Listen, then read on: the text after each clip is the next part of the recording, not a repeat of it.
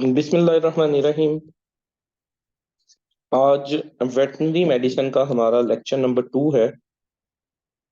और इसके अंदर हम बेसिक्स ऑफ वेटरनरी मेडिसिन देखेंगे। और एक इम्पोर्टेंट टॉपिक है जिसको कहते हैं विटामिन डेफिशिएंसी डिजीजेस, उसके बारे में हम कुछ स्टडी करेंगे। बेसिकली कल का लेक्चर के अंदर मैंने आप लोगों को सारी डिस्क्रिप्शन दी। जो लोग आज ज्वाइन हुए हैं वो लोग उसकी लिंक में वो देख लीजिएगा कि हमने किस तरह से सब्जेक्ट्स को पढ़ना है और किस तरह से अपने कोर्स को डिवाइस किया हुआ है। और हमने जो सब्जेक्ट्स पढ़ने हैं उनको पर वीक की बेस पे पढ़ना है। वीक से ज्यादा दिन भी हो सकते हैं, कोई सब्जेक्ट 10 दिन भी ले सकता है, कोई सब्जेक्ट 6-7 दिन भी ले सकता है।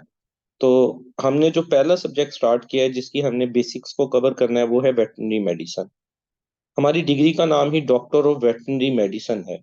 तो ये एक हमारा मेजर सब्जेक्ट है हमारी डिग्री का।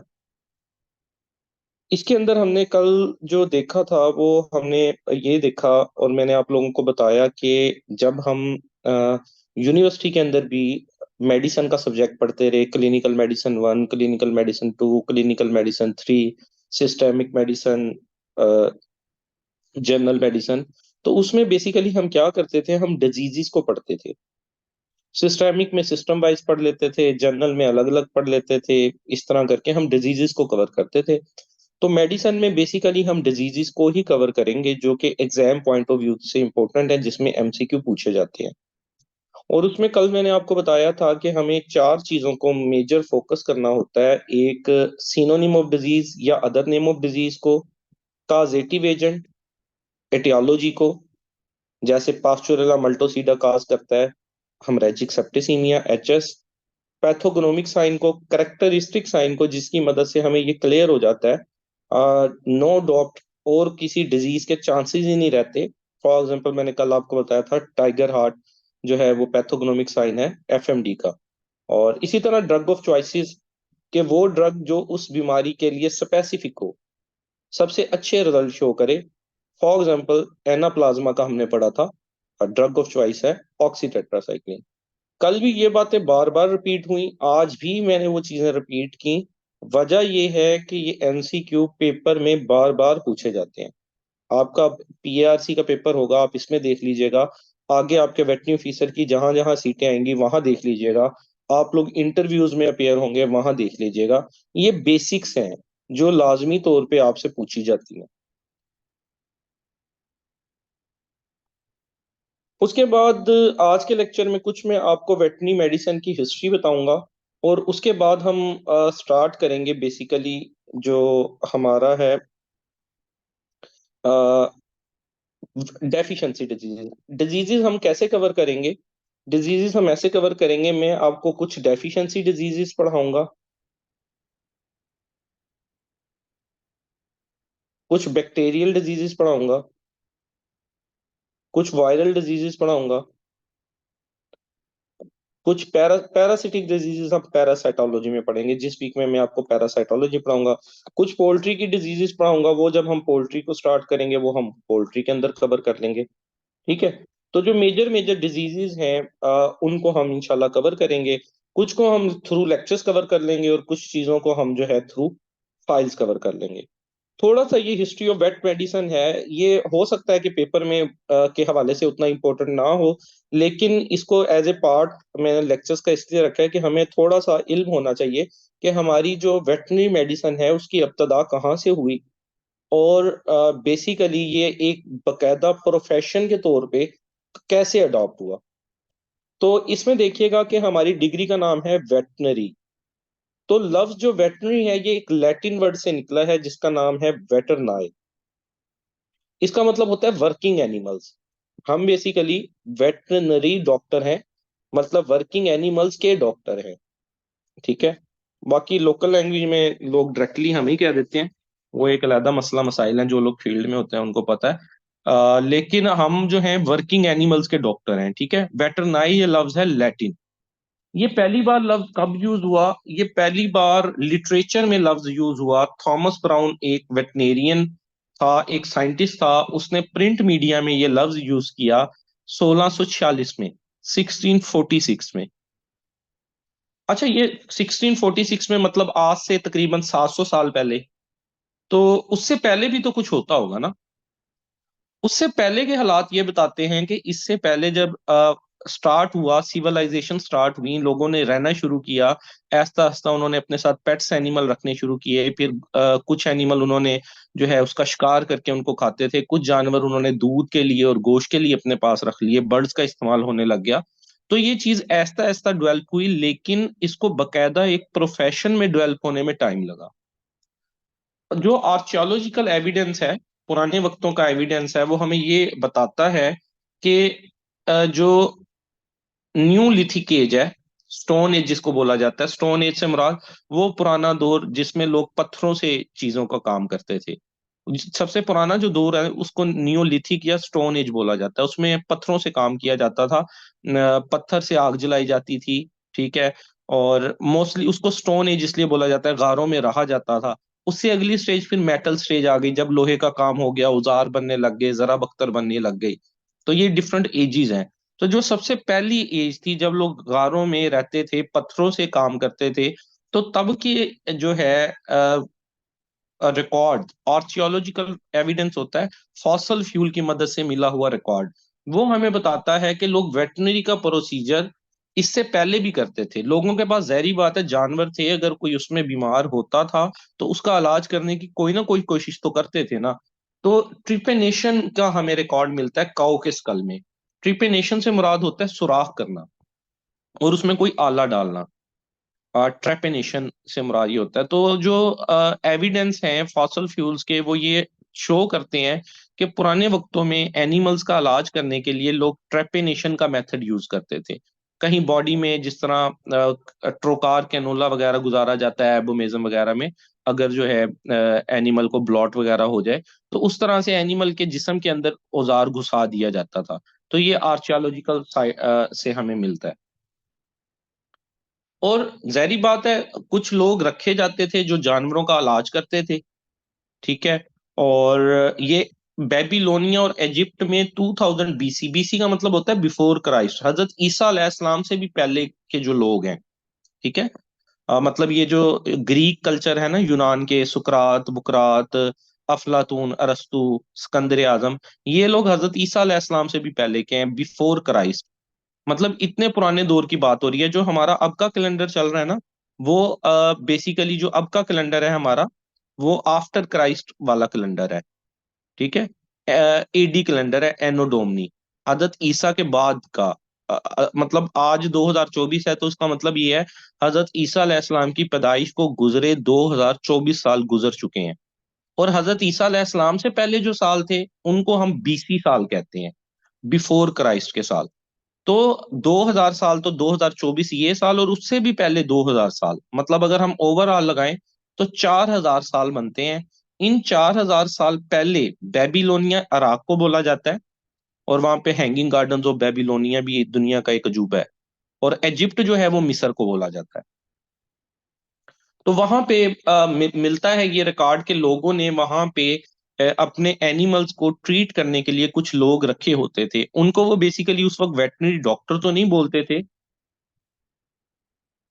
और ग्रीक्स में, एंशियंट ग्रीक, जो जिन लोगों का मैं जिक्र कर रहा हूँ, ये हजरत ईसा अलैहिस्सलाम से 300 से 400 साल पुराने हैं। इनका आपने नाम लाजमी सुना हुआ है, अरस्तु है, सुकरात है, बुकरात है, अफलातून है, सिकंदर आजम है। ये लोगों के आपने नाम सुने हुए हैं, ये सारे ग्रीक हैं। साइंस ने इब्तदा ही ग्रीक लोगों से ली है। यूनानी, यूनानी दवाखाने भी बहुत मशहूर है। तो वो लोग अपने पास कुछ लोगों का ग्रुप रखते थे जिसको हॉर्स डॉक्टर्स बोला जाता था, घोड़ों के लिए। और उसके लिए बेसिकली जो टर्म यूज हो जाता था वो होता था वेटेरिनेरियस, बीस्ट ऑफ बर्डन, के जो वर्किंग एनिमल्स हैं उनका इलाज करने वाले लोग। फिर ये नीचे ट्रेपिनेशन का मैंने वो बताया हुआ है कि औजार को घुसाना। ये तो होगी पुराने वक्तों की बात। अब जब थॉमस ब्राउन ने प्रिंट मीडिया में लफ्ज वेटनरी यूज किया, तो उसके बाद पहली दफा एक स्कूल कायम किया गया फ्रांस के अंदर। फ्रांस का शहर है लियोन, 1661 में। और साइंटिस्ट का जिसने ये किया उसका नाम था क्लॉडी ब्रोगलेट। अब ये वाले जो पॉइंट हैं ये एमसीक्यू के हवाले से भी इंपॉर्टेंट है। पिछली दो स्लाइडें तो जस्ट आपको एक वेटनरी का स्टार्ट कैसे हुआ वो देने के लिए हैं, लेकिन जहां से मॉडर्न डे कुछ हद तक स्टार्ट हो जाता है तो ये आपके पेपर के हवाले से भी इंपॉर्टेंट है। पहला जो वेटनरी स्कूल है वो लियोन, लियोन फ्रांस का एक शहर है। वहां पे 1761 में एक साइंटिस्ट था, उसका नाम था क्लाडे ब्रोगलेट, उसने बनाया। और दूसरा स्कूल 1776 में, मतलब कि उसके ऑलमोस्ट 15 साल बाद पेरिस में ही बना। पेरिस भी फ्रांस का शहर है, और दूसरा स्कूल वहां पे कायम हुआ। मतलब मॉडर्न जो वेटनरी है वो बेसिकली कहाँ से निकल रही है? फ्रांस से। और ये किस तरह से काम हुआ, क्यों ये स्कूल बनाने की जरूरत आई? वहां पे एक प्लेग आ गया, कैटल प्लेग। एक बीमारी आ गई, प्लेग कहते हैं तावन की बीमारी को। कैटल्स के अंदर एक बीमारी आ गई, फ्रेंच हर्ड्स में। तो जो ब्रोगलेट है उसने क्या किया, उसने एक अपनी टीम बनाई, और उसने ये सोचा कि हम इस डिजीज के ऊपर काबू पाएं। उसने बकायदा एक स्कूल खोला, उसके अंदर कुछ स्टूडेंट्स रखे, और उन लोगों ने कुछ प्रिकॉशनरी मेजर्स, बीमार जानवरों को क्वारंटाइन कर देना, अलहदा कर देना। जो वैसे भी ये प्लेग्स की बीमारियां होती हैं, इसका वाहिद हल क्वारंटाइन ही होता है। क्वारंटाइन करके जो इफेक्टेड एनिमल्स हैं उनको ट्रीटमेंट देना। कुछ स्टूडेंट उसके चले गए ट्रीटमेंट देने के लिए जो बीमार जानवर हैं, कुछ जो है क्वारंटाइन वाली तरफ चले गए। और इस तरह करके इसने जो है वो काबू पा लिया उस बीमारी के ऊपर। तो यहां से पहले वेटनरी स्कूल की इब्तदा हो गई। और उसके बाद फिर बाकी दुनिया में भी इसको एज ए जो है अब प्रोफेशन के तौर पे देखा जाने लगा, यूनिवर्सिटीज खुलना शुरू हुई। और जैसे पाकिस्तान में भी आप देखते हैं कि यूआस जो है वो सबसे पुरानी यूनिवर्सिटी है, जिसको घोड़ा अस्पताल भी बोला जाता है। और फिर वेटनेरियन बकायदा जो है, डॉक्टर का एक दर्जा मिला वेटनेरियन को। और हमारी डिग्री पूरे पाकिस्तान में सिर्फ दो लोग, पीएचडी के अलावा, पीएचडी वाले तो अलहदा डॉक्टर होते हैं ना, जो इस तरफ वाले डॉक्टर हैं, सिर्फ दो लोग अपने नाम के साथ डॉक्टर लगा सकते हैं, एक एमबीबीएस और दूसरे वेटनेरियन। आपके जो हैं फार्मासिस्ट भी अपने नाम के साथ डॉक्टर नहीं लगा सकते, वो लगाते हैं शौक शौकिया, लेकिन they are not considered doctor. और ये डीपीटी, ये सारे भी जो प्रॉपर टर्म डॉक्टर है ना, उसकी कैटेगरी में नहीं आते। प्रॉपर डॉक्टर की कैटेगरी में सिर्फ दो ही टर्म्स आते हैं, या एमबीबीएस डॉक्टर, या जो है वो वेटनरी डॉक्टर। ठीक है। बाकी जो बीएस की कैटेगरीज हैं वो तो वैसे ही इस कैटेगरी के अंदर नहीं ना आती। तो इसको बकायदा एक दर्जा मिला। और फिर वेटनरी की सीट पहले 14 स्केल की होती थी, डॉक्टर की वीओ की सीट। फिर ये 16 स्केल की हुई। और अब जो है रिसेंट टाइम में ये 17 स्केल की जॉब्स है, जो वेटनरी ऑफिसर की डिफरेंट कमीशन जॉब ऑफर करते हैं। तो बकायदा इसको मतलब एमबीबीएस डॉक्टर के बराबर की सीट का दर्जा दिया गया। बाकी अलाउंसेस और जो पे अलाउंसेस हैं उसका फर्क अपनी जगह, आपकी सोशल रिस्पेक्ट का फर्क अपनी जगह, वो सारी जगह चीजें अपनी जगह मौजूद हैं। लेकिन जो इसका एक अरूज है कि 17 स्केल आपको मिलता है, गस्टेड पोस्ट मिलती है, DVM as a doctor degree होती है, और इसका मेरिट भी आप लोगों के सामने है। तो ये सारा कुछ, ये कुछ थी वेटरनरी मेडिसिन की इब्तदा। अब हम देख लेते हैं कि मेडिसन जो है वो कहते किसको है। तो मेडिसन जो है उसको हम डिफाइन कर सकते हैं, द आर्ट ऑफ हीलिंग। किसी के जख्मों को सही करना मेडिसन कहलाता है। मेडिसन बेसिकली किस चीज के साथ डील करती है? Diagnosis, treatment, control of disease of animal. इसमें ना सिर्फ आप डायग्नोसिस करते हैं, ट्रीटमेंट भी करते हैं, और कंट्रोल मेजर्स भी अडॉप्ट करते हैं। जब भी हम डिजीज को पढ़ते हैं तो सबसे पहले क्या चीज हम पढ़ते हैं? उसकी सिनोनम। फिर उसके बाद अगर याद हो यूनिवर्सिटी में हमें क्या पढ़ाया जाता था, दूसरे नंबर पे पढ़ाई जाती थी उसकी एटियोलॉजी। फिर उसके बाद क्या पढ़ाया जाता था? उसकी पैथोजेनेसिस। फिर उसके क्लिनिकल साइंस। फिर उसके जो है वो पोस्टमार्टम लीजन्स। फिर जो है उसका ट्रीटमेंट। फिर उसकी वैक्सीनेशन एंड कंट्रोल मेजर्स। ये 7-8 स्टेप एक डिजीज के हमें पढ़ाए जाते थे। तो वेटनरी मेडिसिन बेसिकली इन सारी चीजों के साथ डील करती है। और फादर ऑफ वेटनरी मेडिसिन किसको कहा जाता है? वो कहा जाता है जी रेनेटस वेजिटियस को। ये जो है 450 से 500 एडी की बात है। मतलब ये अब के दौर की बात है, जो अब के साल चल रहे हैं। एडी का मतलब होता है एनो डोमिनी के साल, हजरत ईसा अलैहिस्सलाम की पैदाइश के बाद वाले साल। जैसे आज 2023 है, 24 है। तो 450 के अंदर जो है ये साइंटिस्ट जो हैं वो पैदा हुए और 500 में इनकी डेथ हुई। इन्हें रेनेटस वेजेटस को जो है वो वेटनी मेडिसिन का बेसिकली फादर तस्लीम किया जाता है। कुछ हम बेसिक टर्म्स देख लेते हैं मेडिसिन से रिलेटेड, जो हम बल्कि स्टडी करते हैं। तो उसमें पहला एक टर्म आ जाता है हमारा एटियोलॉजी। एटियोलॉजी क्या कहलाता है? Causation of disease. डिजीज का काज क्या है? आया कि वो बैक्टीरियल डिजीज है, वायरल डिजीज है, मेटाबॉलिक भी हो सकती है, पैरासिटिक भी हो सकती है। ठीक है, तो कोई भी उसका काज हो सकता है। तो एटियोलॉजी से मुराद होता है किसी भी डिजीज का जो है वो काज। फिर एक टर्म आ जाता है पैथोजेनेसिस। पैथो का मतलब होता है डिजीज, और जेनेसिस का मतलब होता है स्टार्ट होना। जेनेसिस किसी चीज का स्टार्ट होना जो है वो जेनेसिस कहलाता है। तो इसकी डेफिनेशन ये है कि pathogenesis is defined as the origination and development of a disease. एक डिजीज जो है उसका ओरिजिनेट करना और उसका टर्मिनेशन की तरफ तक जाना। टर्मिनेशन इवन के एनिमल की जो है वो डेथ, या जो है वो आपका रिकवरी की तरफ आए। जहां से डिजीज स्टार्ट हुई वहां से लेके उसकी जब तक एनिमल या रिकवरी की तरफ आ गया या वो डेथ की तरफ चला गया, वहां तक के सारे प्रोसेस को जो है वो कहते हैं हम पैथोजेनेसिस। इसमें बीमारी का स्टार्ट, उसकी प्रोग्रेशन और उसकी मेंटेनेंस, जिसमें उसके क्लिनिकल साइन आए, उसका इंक्यूबेशन पीरियड आ गया, ये सारी चीजें होते होते उसका फाइनल आउटकम आया। ये सारा कुछ पैथोजेनेसिस के क्राइटेरिया के अंदर आता है।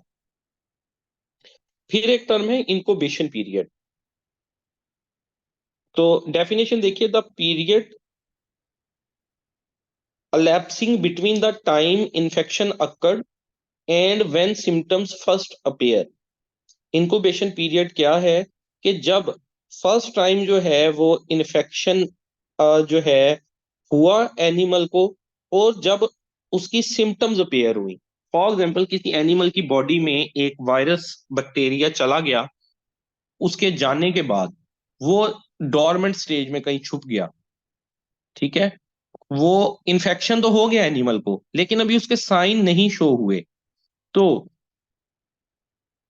इन्फेक्शन होने के बाद से लेके साइन शो होने तक के पीरियड को इनक्यूबेशन पीरियड बोला जाता है। इनक्यूबेशन पीरियड वेरी करता है डिजीजेस का। किसी डिजीज का 4 दिन होता है, किसी का 8 दिन होता है, किसी का 9 दिन होता है। ये 2019 में कोविड आया था, तो उसका इनक्यूबेशन पीरियड 5 से लेके 14 दिन था। कि इन्फेक्शन हो गया एक बंदे को, उसको नहीं पता मुझे इन्फेक्शन हो गया है। 5 दिन बाद वायरस अपनी जो जिस्म में कार्रवाई है वो करना शुरू करेगा, और जो है बॉडी के अंदर अपने साइन एंड सिम्टम उसके शो होना शुरू हो जाएंगे। तो इसको बेसिकली बोला जाता है इनक्यूबेशन पीरियड। अच्छा, अब काफी सारी डिजीजेस हैं, उनके इनक्यूबेशन पीरियड वेट कैप्सूल 2024 उसमें मौजूद है। आप लोगों ने वेट कैप्सूल 2024 बुक ले लेनी है। कुछ तो मैं आपको एमसीक्यूज प्रोवाइड करूंगा, कुछ ऐसी चीजें हैं, मतलब अगर मैं प्रोवाइड करता हूँ, जिसके पास प्रिंटर है या जो मोबाइल पे अच्छी तरह पढ़ सकता है वो तो उसको स्टडी कर लेगा, या लैपटॉप पे। कुछ लोगों से सॉफ्ट में नहीं चीजें स्टडी की जाती। वैसे वैसे तो जो लोग अगर सॉफ्ट में स्टडी कर सकते हैं, मैं डेली की बेसिस पे आपको कुछ पेजेस भेजा करूंगा उसके, वो आपने स्टडी करनी है और उसका आपका टेस्ट हुआ करेगा। ठीक है, मतलब 10 अगर मैंने आपको पेज भेज दिए हैं, वो आप को मैं टाइम पीरियड बता दूंगा, 2 दिन 3 दिन के अंदर अंदर इनको पढ़ लें। और उसके बाद आप लोगों से एक मॉक उसका टेस्ट ले लिया करूंगा, फर्जी टेस्ट ग्रुप में टेस्ट बना के भेज दूंगा। आप उसके मुझे आंसर्स भेजेंगे और आप देख लेंगे कि आपने कितनी तैयारी की है। ये आप लोगों की सेल्फ असेसमेंट होती है। तो देख लीजिए, अगर आप लोग जो हैं वो अ, ले सकते हैं वो बुक। वैसे तो वो जो है शॉर्ट फॉर्म में अवेलेबल है। उसके पेजेस वाइज भी मैं आपको भेजता जाऊंगा जितने का टेस्ट होगा। तो अगर वैसे पढ़ सकते हैं तो ठीक है, अदरवाइज आप उसकी जो है ना हार्ड फॉर्म में एक बुक ले लें। वो युवा से मिल जाती है, रहील फोटोस्टेट वाले से, या आपके किसी दोस्त के पास है तो उसकी कॉपी करा लें। अगर आपके पास उसका पुराना एडिशन भी है 2022, 2023, 2021, तो भी कोई मसला नहीं है। ज्यादा कोई बहुत ज्यादा मेजर चेंजेस नहीं है। हल्की फुल्की जो टाइपिंग मिस्टेक्स थी उसके अंदर या कुछ मिस्टेक्स हमें बाद में लगी, उनको कवर किया गया है। ठीक है जी। तो उसको आप ले लेंगे। जी। थर्ड टर्म देखिएगा, साइन और सिम्टम्स में क्या फर्क होता है। ये साइन और सिम्टम जो हैं बड़े क्लोज क्लोज से वर्ड हैं, लेकिन इनके अंदर फर्क क्या है। सिम्टम्स वो चीजें हैं जो हमें ऑनर बताता है। एनी डेफिनेशन देखिएगा, any functional manifestation of a disease often restricted to subjective evidence of disease. ये दोनों वर्ड आपने याद रखने हैं। वो डेफिनेशन में एमसीक्यू में पूछता है ये। अच्छा, एमसीक्यू बात इतने बेसिक होंगे कि आप कहेंगे यार ये तो बिल्कुल बच्चों वाली बात उसने पूछ ली है। और बात जो है एमसीक्यूज वो बहुत टफ लेवल के होते हैं। एग्जामिनर मिला जुला पेपर बनाता है हमेशा। तो सम टाइम देखिए, अब सिम्टम्स की डेफिनेशन या साइन की डेफिनेशन, ये तो बिल्कुल बेसिक कंसेप्ट्स है ना। और ये ऐसी चीजें हम बेसिकली तैयार नहीं करके जाते। हम एडवांस लेवल की चीजों की तरफ देखते रहते हैं। और एग्जामिनर जब पेपर बनाता है वो बेसिक लेवल और एडवांस लेवल मिक्सचर होता है। आपने दोनों को साथ लेके चलना होता है। तो सिम्टम में दो वर्ड आपने लाजमी तौर पे याद रखने हैं। एक, सिम्टम किसी भी डिजीज का सब्जेक्टिव एविडेंस है। सब्जेक्ट से मुराद वो मफूल, वो जानदार जिसकी आप डिजीज को देख रहे हैं। और सिम्टम्स कौन बताता है? ओनर बताता है। एनिमल का ओनर आता है, वो कहता है मेरा एनिमल जो है वो एनोरेक्सिक है, वो खा पी नहीं रहा। ठीक है। वो जो है लक्रीमेटेड हुआ हुआ है, कमजोर हुआ हुआ है। वो जो है स्टैगर्ड उसकी गेट है, लड़खड़ा के चल रहा है। जो भी वो आपको बताएगा वो सिम्टम्स कहलाएंगी। और ये किसी डिजीज का सब्जेक्टिव एविडेंस होता है। जबकि साइन क्या होते हैं? साइन किसी भी डिजीज के ऑब्जेक्टिव एविडेंस होते हैं। ये वो साइन होते हैं जो वेटनेरियन खुद ऑब्जर्व करता है। ठीक है। साइन वो हैं जो कि आप खुद से ऑब्जर्व करते हैं। आप देखेंगे उसकी टेम्परेचर देख लेते हैं, आप उसकी पल्स देख लेते हैं, आप देख लेते हैं और कोई इस तरह की जो उसका पूरा मुआयना करते हैं हिस्ट्री लेते हुए एनिमल का। तो वो चीजें साइन कहलाती हैं। यहाँ पे अ, याद मेन एमसीक्यू के हवाले से रखने वाली बात ये है कि साइन ऑब्जेक्टिव एविडेंस होता है, वेटनेरियन इसको ऑब्जर्व करता है। सिम्पटम सब्जेक्टिव एविडेंस होता है और इसको ओनर बताता है। इसको थोड़ा सा याद रखने के लिए एक ये है कि ओनर में ओ आता है और सिम्टम के अंदर भी ओ आता है। ये साइन और सिम्टम ना कंफ्यूज आखिर तक ही रहते हैं, पेपर वाले दिन तक भी कंफ्यूज रहते हैं। तो हर बंदा अपने हिसाब से एक्रोनिम या नेमोनिक बना लेता है चीजों को याद रखने के, जिसको हम फार्मूले कहते हैं। तो मैंने तो यही फार्मूला रखा हुआ है, सिम्टम के अंदर वो आता है तो ओनर की बताई हुई बात जो है ना वो सिम्टम है। और डेफिनेटली जो पीछे बच गई वो साइन है, साइन वेटनेरियन खुद देखता है। उसके बाद दो टर्म और हैं, मॉर्बिडिटी और मोर्टेलिटी। मॉर्बिडिटी क्या होती है? किसी का बीमार हो जाना।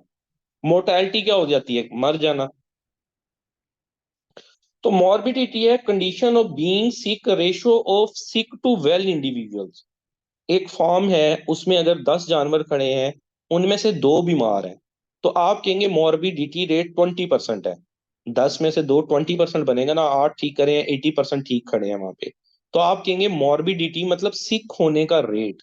एक फॉर्म पे जितने एनिमल खड़े हैं उनमें से कितने परसेंट बीमार हैं, वो मॉर्बिडिटी कहलाता है। और हम जो ये टर्म है ये इस तरह से भी है, वो आपसे पूछ लेता है कि जो है एफएमडी का मॉर्बिडिटी रेट क्या है। HS का मॉर्बिडिटी रेट क्या है, फलान डिजीज का मॉर्बिडिटी रेट क्या है। तो ये जो टर्म्स है ना, मॉर्बिडिटी रेट, आपके इंक्यूबेशन पीरियड, ये डेफिनेशंस में आपको समझा रहा हूँ। बाकी कुछ चीजें ऐसी होंगी जो मैं आपको मटेरियल दूंगा और उसको डेफिनेटली आपको जो है थोड़ा सा क्रैम ही करना पड़ेगा, रट्टा ही लगाना पड़ेगा। कुछ चीजें होती हैं अंडरस्टैंडिंग की, और कुछ चीजें होती हैं जिनको आपको क्रैम करना पड़ता है, अंडरस्टैंड करना पड़ता है। मोर्टेलिटी क्या होती है? मोर्टेलिटी होती है डेथ रेट। ये भी हम ये देखते हैं कि एक डिजीज का मोर्टेलिटी रेट क्या है। फॉर एग्जाम्पल, रानी खेत है, उसका मोर्टेलिटी रेट हम कह देते हैं कि 80 to 100% है, वो आगे तो समझे पूरा फ्लाक ही उड़ गया। कोई डिजीज ऐसी है उसका मोर्टेलिटी रेट जस्ट 20% होता है, कि अगर 10 जानवरों में आएगी तो ऑन एन एवरेज 2 जानवरों की डेथ होगी। तो डिफरेंट डिजीजेस का जो मोर्टेलिटी रेट होता है वो भी डिफरेंट होता है।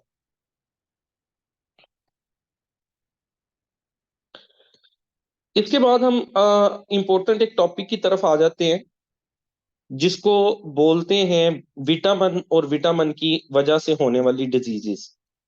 ये आपका एक, मैं एक मिनट आप लोगों की अटेंडेंस का भी स्क्रीनशॉट ले लूं।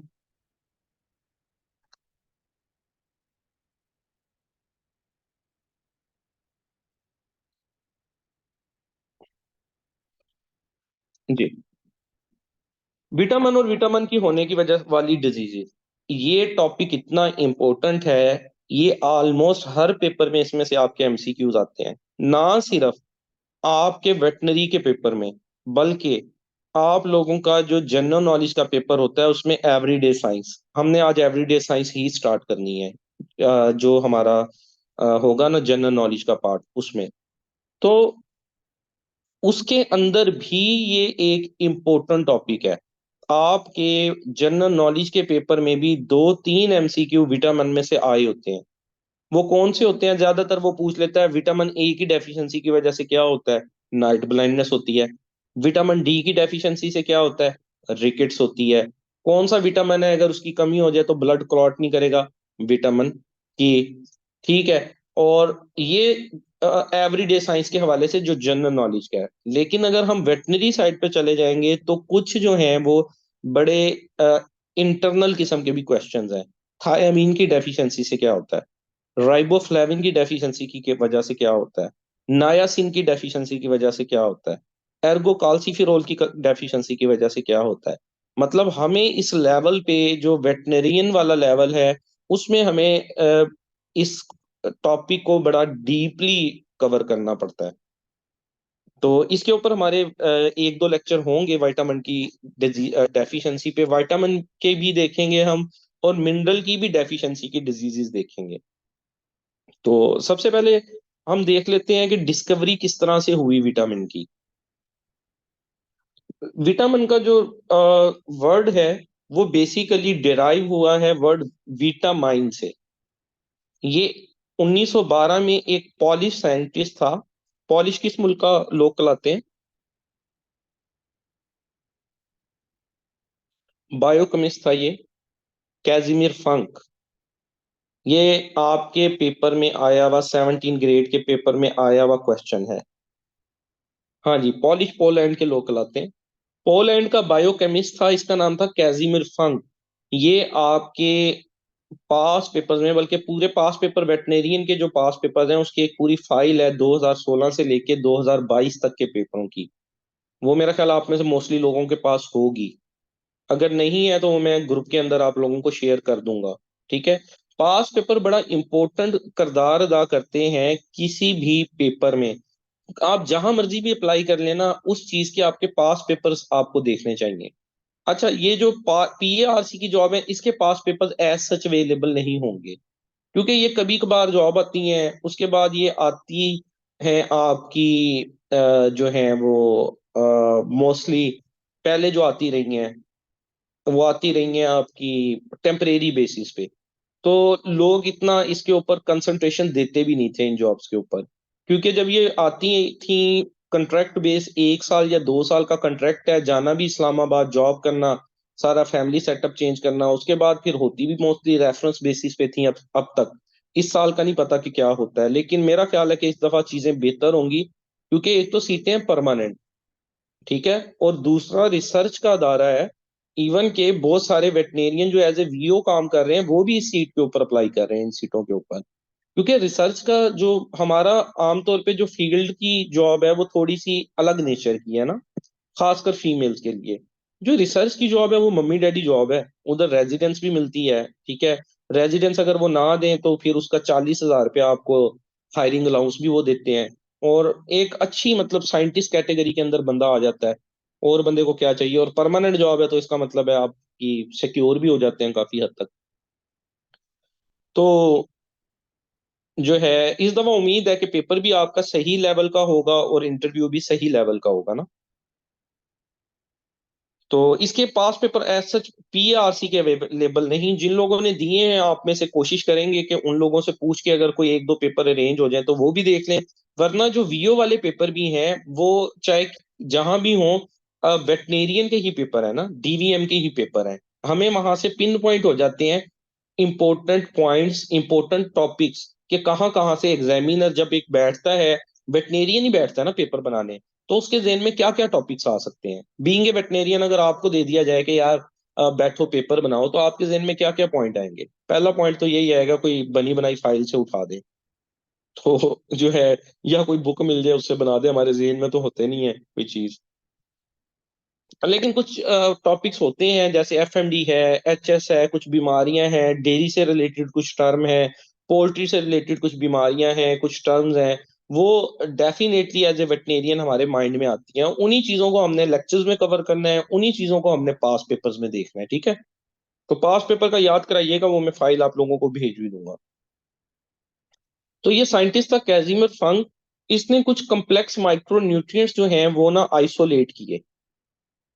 और इसने ये समझा कि वो अमाइन ग्रुप से तल्लक रखते हैं। अमाइन ये केमिकल है, अमाइन एक केमिकल है। तो इसने ये समझा ये कार्बन नाइट्रोजन बॉन्ड के कुछ मॉलिक्यूल होते हैं। तो इसने जो इनिशियल में देखे, तो उनके दरमियान जो उनका केमिकल स्ट्रक्चर है वो उसी तरह का था, अमाइंस ग्रुप का। ऑर्गेनिक कंपाउंड्स होते हैं कार्बन और नाइट्रोजन पे मुश्तमिल। तो इसने इसको नाम दे दिया विटामाइन। लेकिन बाद में पता चला ये अमाइन ग्रुप से तल्लक नहीं रखते। लाजमी नहीं है कि सारे विटामिन अमाइन ग्रुप से तल्लक रखें। तो फिर ये नेम वाइटामाइन से चेंज होके विटामिन हो गया। जो ई है उसको हटा दिया गया। पहले ये अमाइन का वर्ड बेसिकली लगाया था अमाइंस ग्रुप की वजह से, लेकिन बाद में इसको हटा लिया गया। और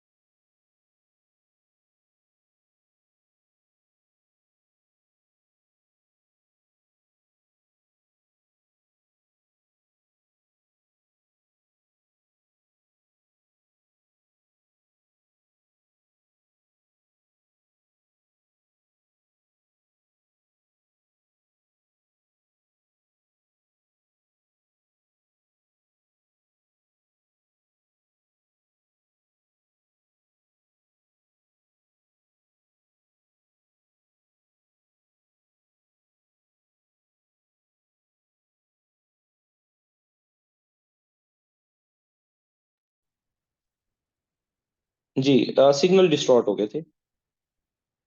अब आपको आवाज आ रही है मेरी?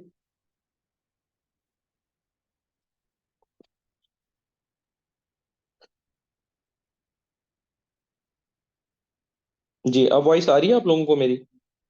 जी, बेहतर हो गया, ठीक है। तो क्या हुआ जी, जितने विटामिन्स हैं वो सारे के सारे डिस्कवर हुए हैं 1913 से 1948 के दरमियान। 90, क्योंकि एक इनिशिएशन हो गई, पहले ये पता ही नहीं होता था कि कुछ माइक्रो न्यूट्रिएंट्स ऐसे भी हैं जो इतने इंपॉर्टेंट हैं कि अगर उनकी डेफिशिएंसी हो जाए बॉडी में तो डिजीज हो जाएगी। बेसिकली ये पता कैसे चलना शुरू हुआ, ये जो कैजिमर फंक है इसने विटामिन को डिस्कवर किया, और ये सारे विटामिन डिस्कवर बीमारियों के नतीजे में हुए कि आजमाए गए, ट्रायल्स किए गए कि एक फलां बीमारी है, उसके अंदर ये वाला अगर मालिक्यूल दिया जाए तो वो ट्रीट हो जाती है। तो ये जो आपका 30 साल का अरसा है, 34 साल का अरसा बन जाता है, या जितने भी सालों का, 35 ईयर्स का ऑलमोस्ट, ये इन 35 सालों में सारे के सारे विटामिन डिस्कवर हो गए। और उसके बाद कोई नया विटामिन डिस्कवर नहीं हुआ, जितने भी होने थे वो इस 35 साल के अरसे में डिस्कवर हो गए। अब वो डिस्कवर हुए किस तरह? अब होता क्या था कि पुराने जमाने में लोग, मतलब विटामिन की डेफिशिएंसी की वजह से डेथ हो जाती थी। लोग जो हैं वो जाते थे जंगों के ऊपर शिप्स के थ्रू। अब वो जब जाते थे तो उनके पास फ्रेश वेजिटेबल्स नहीं होती थी, कैंड फूड होती थी, प्रोसेस्ड फूड होती थी। और जो विटामिन सी है ना आपका, वो प्रोसेस्ड फूड के अंदर नहीं पाया जाता। ये एक हीट लाइबल विटामिन है, जैसे ही आप हीट करेंगे विटामिन सी खत्म हो जाएगा। चाहे जितना मर्जी विटामिन सी रिच सोर्स हो, आपने उसको हीट किया, वहीं पे विटामिन सी खत्म हो गया। अब जो लोग लंबे सफर पे जाते थे, शिप्स वगैरह के अंदर होते थे, तो उन लोगों को एक बीमारी हो जाती थी जिसको बोलते हैं स्कर्वी। क्योंकि उनके पास कैंड फूड होती थी, फ्रेश फ्रूट फ्रेश वेजिटेबल्स नहीं होते थे। जो विटामिन्स के बेसिक जो सोर्सेज हैं वो फ्रेश फ्रूट और फ्रेश वेजिटेबल्स हैं। आपका ये गोश्त वगैरह या बाकी जो चीजें हैं आजकल जैसे हम खाते हैं पिज्जा बर्गर ये वो, उनमें विटामिन उस मिकदार में नहीं पाए जाते जिस मिकदार में सब्जियों और फ्रूट्स में पाए जाते हैं। तो अब वो चूंकि जब निकलते थे वहां पे फ्रूट और वेजिटेबल समुंदर वगैरह में तो होती नहीं थी, तो उन सोल्जर्स को, उन सेलर्स को एक बीमारी हो जाती थी जिसको बोला जाता था स्कर्वी। स्कर्वी बीमारी में क्या होता था, गम्स ब्लीड करना शुरू हो जाते थे, मसूड़ों से खून निकलना शुरू हो जाना, जिस्म पे कोई जख्म आ जाना तो उसने जल्दी हील ना होना। और उसका इलाज क्या था? सिर्फ और सिर्फ विटामिन सी। लेकिन उस वक्त पता ही नहीं था कि विटामिन सी भी कोई चीज होती है, और ये इस चीज का इलाज ये है कि बंदे को विटामिन सी वाली कोई टैबलेट दे दी जाए, जैसे आजकल सी कौन के नाम से आती है, या उसको फ्रेश फ्रूट या फ्रेश वेजिटेबल दे दी जाए। तो इवन इन बीमारियों की वजह से जो है वो डेथ भी हो जाती थी पास दौर में। और जो विटामिन हैं उसको ब्रॉडली हम दो कैटेगरीज में डिवाइड करते हैं, जिनको हम कल थारोली स्टडी करेंगे। विटामिन दो तरह के होते हैं, एक होते हैं फैट सॉल्युबल और एक होते हैं water soluble. Fat soluble vitamin कहलाते हैं एडिक, जबकि विटामिन सॉल्युबल विटामिन कहलाते हैं बी कम्प्लेक्स और सी। बी कम्प्लेक्स में 8 विटामिन आते हैं, और साथ में विटामिन सी, मतलब 9 विटामिन आपके वाटर सॉल्युबल हैं। और ये वाले जो चार हैं एडिक के नाम से, ये आपने फार्मूला याद कर लेना है, ये फैट सॉल्युबल है। तो पेपर में पूछा जाता है, किसी विटामिन का नाम वो दे देता है और वो आपसे पूछता है कि मुझे ये बताओ ये फैट सॉल्युबल है या विटामिन सॉल्युबल है। या वो इस तरह से दे देता है कि which one of the following is not a fat soluble vitamin. चार के नाम दिए होते हैं विटामिन में, एक कोई और उसने विटामिन का नाम डाला होता है, इनमें से एक मटा के फॉर एग्जाम्पल बी डाल दिया, तो आप कहेंगे ये फैट सॉल्युबल विटामिन नहीं है। या वो क्वेश्चन को कैसे भी घुमा सकता है, वो आपसे पूछ सकता है वाटर सॉल्युबल, नीचे दिए हुए विटामिन में से वाटर सॉल्युबल कौन सा है। बेसिक आपको कंसेप्ट तैयार होना चाहिए। एमसीक्यू को एग्जामिनर की मर्जी है कि वो किस मर्जी डायमेंशन में घुमा के आप लोगों से पूछ ले। तो जो इसको डिटेल में इंशाल्लाह हम कल स्टडी करेंगे, फैट सॉल्युबल विटामिन को, वाटर सॉल्युबल विटामिन को, इनकी सिनोनिम्स क्या हैं। अ, जैसे विटामिन सी है उसको एस्कॉर्बिक एसिड बोला जाता है, और उनकी वजह से, इनकी कमी की वजह से होने वाली बीमारियां क्या है। तो नेक्स्ट लेक्चर हमारा जो है वो जीके का होगा। वो हम 10 बजे स्टार्ट करेंगे, पूरे एक दफा में ये लेक्चर बंद कर दूंगा। 10 बजे आप दोबारा इसी लिंक से मुझे दोबारा ज्वाइन कर लेंगे। ठीक है? अभी तक का कोई क्वेश्चन हो तो आप लोग पूछ सकते हैं।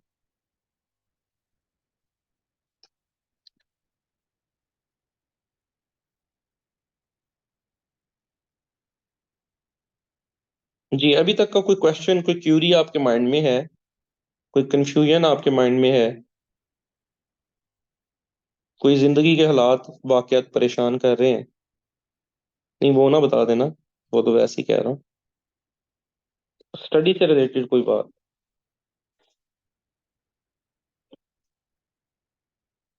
और डायरेक्ट मैसेज ना करें, ओपन मैसेज करें, जो सबको शो हो। यूनिवर्सिटी ऑफ लिया में जॉब्स आई हैं, नहीं उनके बारे में मुझे इल्म नहीं है जी। यूनिवर्सिटी ऑफ लिया की जॉब्स के बारे में, और ग्रुप के अंदर, डिस्कशन ग्रुप में शेयर करें। कोई ना कोई लिंक आपको उसका मिल ही जाएगा। अगर आई हुई तो कोई ना कोई बता देगा। जी जी, डेली टॉपिक जो हम पढ़ते हैं उसकी आपको पीडीएफ फाइल मिल जाया करेगी ग्रुप के अंदर।